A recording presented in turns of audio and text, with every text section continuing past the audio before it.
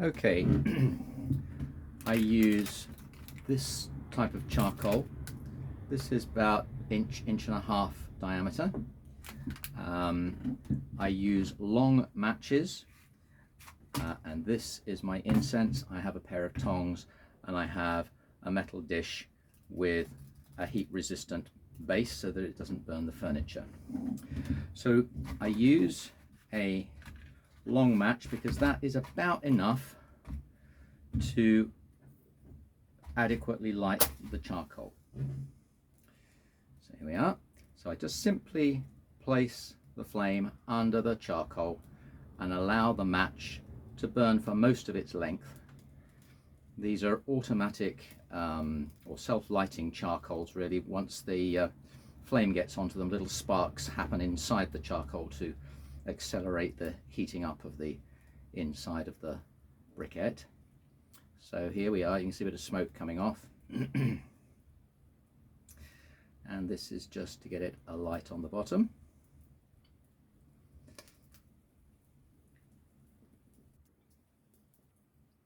What you can see is that there's one in the pan that I've already lit, and you can see that it's going a kind of ashen grey around the edges, but it's not completely grey. What I would, right, before we go on to that, let's just say this is getting a little bit warm, so I'm just going to let that blow out. Put that to one side. Now this is still very dark and unburnt on the top.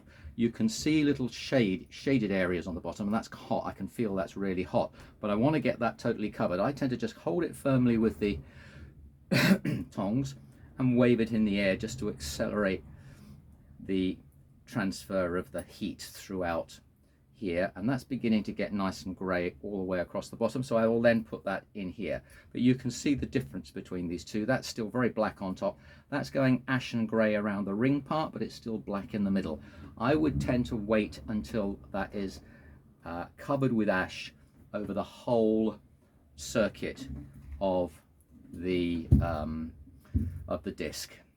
But because we're on a video, I'm going to slightly accelerate this. What I would do is imagine that the middle there is also, you've got a piece of, this is a very small piece of charcoal, just to show you the effect. I'm going to put it on the edge where it's already ashen grey, and you can see there, just a tiny piece starts to emit a lot of beautiful fragrant smoke. And yes, the resin does melt. It melts and then burns or smokes.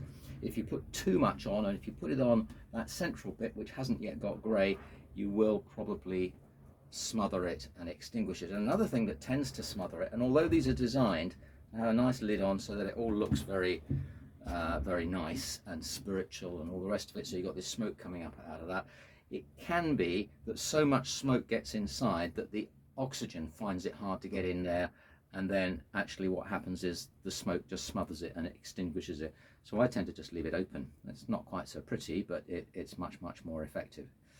So there we go, and you can begin to see that this second one here is now also beginning to go grey around. And you can put a much larger piece on here, and again I tend, whilst it's taking its while to get grey in the middle, I tend to put pieces around the edge where it's already grey, so you can put quite a large piece on and it doesn't extinguish it.